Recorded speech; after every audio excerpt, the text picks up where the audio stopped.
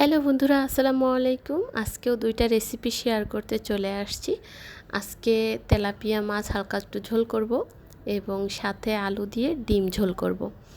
আশা করছি আজকের ভিডিও তোমাদের ভালো লাগবে। ভালো লাগলে অবশ্যই লাইক কমেন্ট শেয়ার করবে, কমেন্ট করে জানাবে ভিডিও কেমন ছিল। এই যে তেলাপিয়া মাছ, দুইটা মাছ আমি কেটে ধুয়ে পরিষ্কার করে এখানে অল্প অর্ধেকটা নিয়ে নিছি আর অর্ধেকটা হয়েছে ফ্রিজে রেখে দিছি। আর সাথে ডিম সেদ্ধ করে নিছি, ডিমটাও হয়েছে ছুলে নেব। তো এই যে 5টা ডিম সেদ্ধ করছি, তো 5টা থেকে একটা হয়েছে বাবু নিয়ে নিছে আর 4টা হয়েছে রান্না করব। এই যে পাশে একটা টমেটো বের করে রাখছি, এটা আমার এই দিক দিয়ে সব কিছু গুছ করতে করতে ওই দিকে আবার নরম হয়ে যাবে।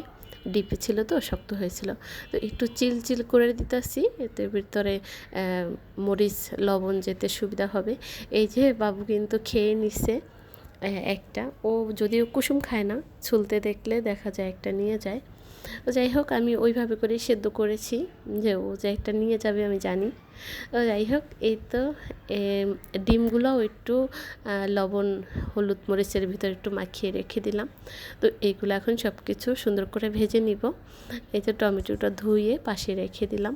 তো এই জায়গাটা মুছে সুন্দর করে পরিষ্কার করে তারপর হয়েছে এই তো আলুটা হয়েছে একটু লম্বা করে কেটে নিব পিস করে। আর মাছের ভিতরে দিলেও দেখা যায় আমি হয়েছে এভাবেই কেটে নিই। আর আলু যখন ভাজা করি তো ভাজির মতো কাটি, আজকে মনে হলো যেন একটু লম্বা লম্বা কেটে তারপর হয়েছে ডিম আলু ঝোল করি।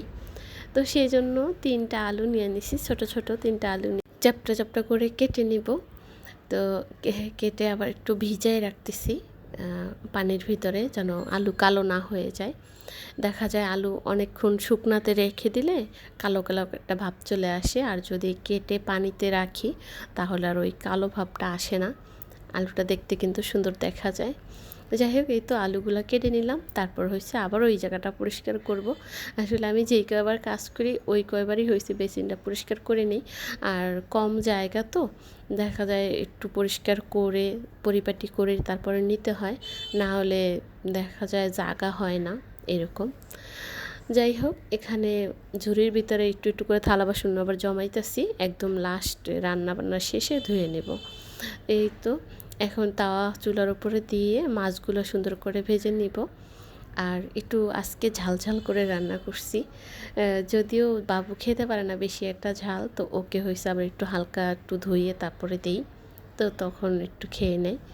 আর এইখানে ভিডিওটা একটু কেমন যেন হয়েছে, আসলে বুঝতে পারি না যে ভিডিও, তো আমি আর হয়েছে কাটাকাটি করি নাই, কাটলে দেখা যায় ভিডিও আর সেরকম মানে দেখাইতে পারবো না, নিতে পারবো না, সেজন্য কাটাকাটি করি নাই, ওভাবেই হয়েছে রেখে দিছি।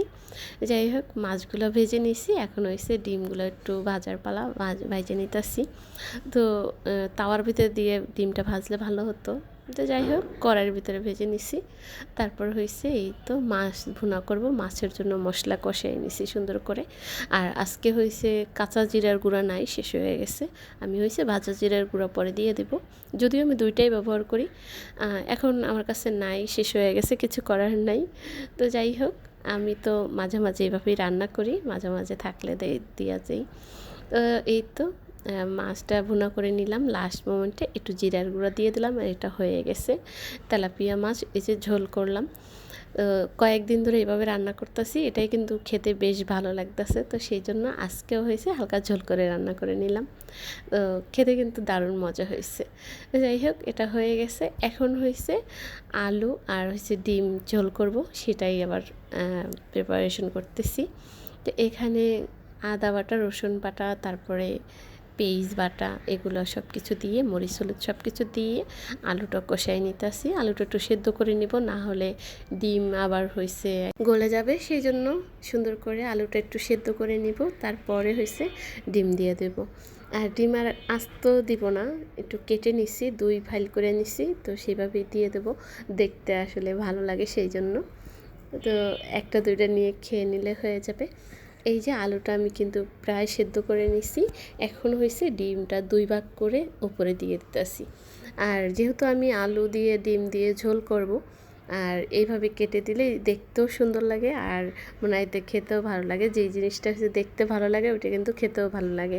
যাই হোক, আমার রান্না হয়ে গেছে। এখন একটু জিরার গুঁড়া দিয়ে চুলায় রেখে দেবো ঢাকনা দিয়ে, তাহলে আমার রান্না হয়ে যাবে। তো এই ছিল আমার আজকের ভিডিও। আশা করছি আজকের ভিডিও তোমাদের ভালো লেগেছে। ভালো লাগলে অবশ্যই লাইক কমেন্ট শেয়ার করবে। সবাই ভালো থাকো। আল্লাহ হাফেজ।